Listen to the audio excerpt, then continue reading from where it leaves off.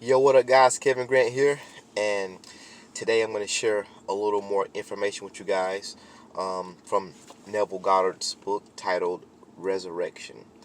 And this information that I often share, I like to call this mental fitness. So that's the term, or that's the phrase that I use to discuss anything that helps you become better mentally. I call that mental fitness. You can call it what you want to call it. You can call it uh, spirituality or whatever you want to call it. But I just call it mental fitness. So I'm going to read uh, a page from chapter 7, Neville Goddard's book titled Resurrection. Imagination is the beginning of creation. You imagine what you desire, and then you believe it to be true. Every dream could be realized by those self-disciplined enough to believe it. People are what you choose to make them. A man is according to the manner in which you look at him. You must look at him with different eyes before he will objectively change. Two men looked from the prison bars. One saw the mud and the other saw the stars. Centuries ago, Isaiah asked the question, "Who is blind but my servant, or deaf as my messenger that I sent? Who is blind as he that is perfect, and blind as the Lord's servant?"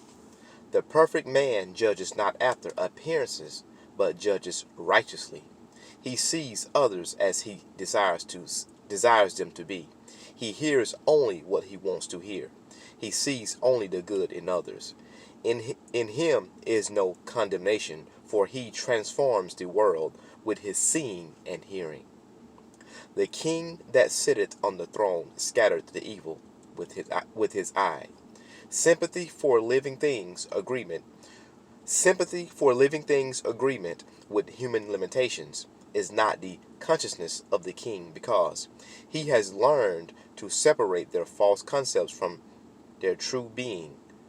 To him poverty is but sleep of wealth. Now listen close to this right here, all right? To him poverty is but the sleep of wealth. He does not see caterpillars, but painted butterflies to be.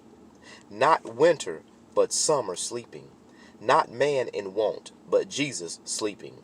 Jesus of Nazareth, who scattered the evil with his eye, is asleep in the imagination of every man. And out of his own imagination must man awaken him by subjectively affirming, "I am Jesus." Then and only then will he see Jesus. For man can only see what is awake within himself. Let's go back and read that again. Man can only see what is awake within himself. Once again, that's consciousness. What you are conscious of being, doing, or having, you are or will become. Okay, so man can only see what is awake within himself. The holy womb is man's imagination. The holy child is that conception of himself which fits Isaiah's definition of perfection. Heed the words of St. Augustine. Too late have I loved thee, for behold, thou wert within, and it was without that I did seek thee. It is to your own consciousness that you must turn as to the only reality. There, and there alone, you awaken that which is asleep. Though Christ 1,000 times in Bethlehem be born, if he is not born in thee, thy soul is still forlorn. Creation is finished. This is Neville saying this. Creation is finished, or writing this in his book.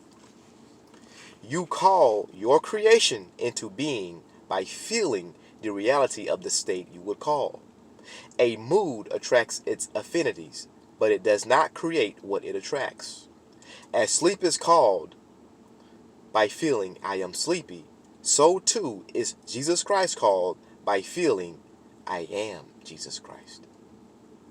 Man sees only himself. Nothing befalls man that is not of the nature of himself. People emerge out of the mass, betraying their close affinity to your moods as they are engendered. You meet them seemingly by accident, but find they are intimates of your moods.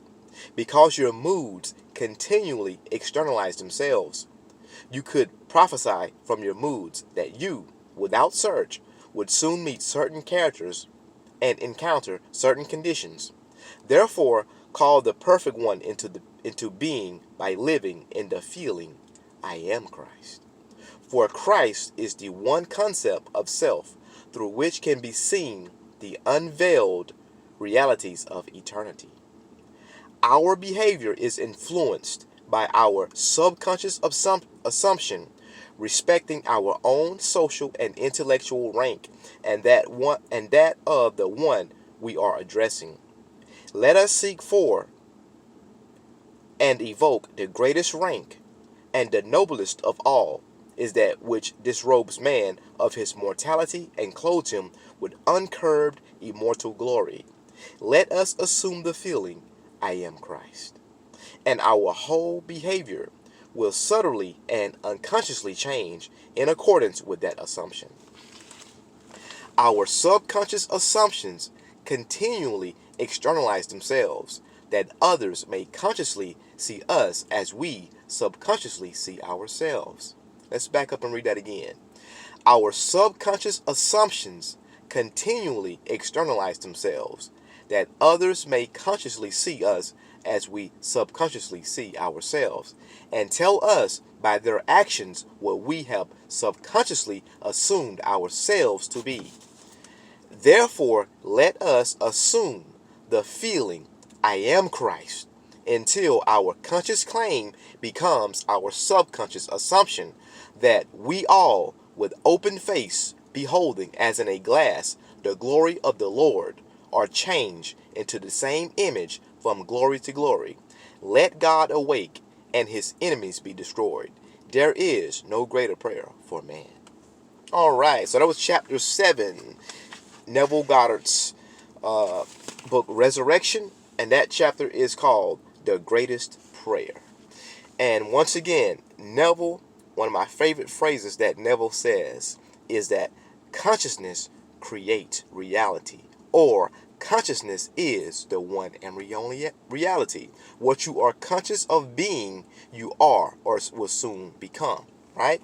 So I share information from books such as these to help you guys understand who you truly are and how much power you truly have. So I do one-on-one coaching. My information is below in this video. I like to talk about this type of stuff, what I call mental fitness, and I'm also into physical fitness. There will be information below this video if you need help mentally and physically. Fitness programs, nutrition programs, the information is below this video. And for those that do need support to help keep themselves accountable on the fitness program side of it, I'll have a link to my Facebook group also to help keep you guys accountable, or you can just do your own thing. You don't have to add yourself to the Facebook group or invite yourself to the Facebook group. But my information is below this video.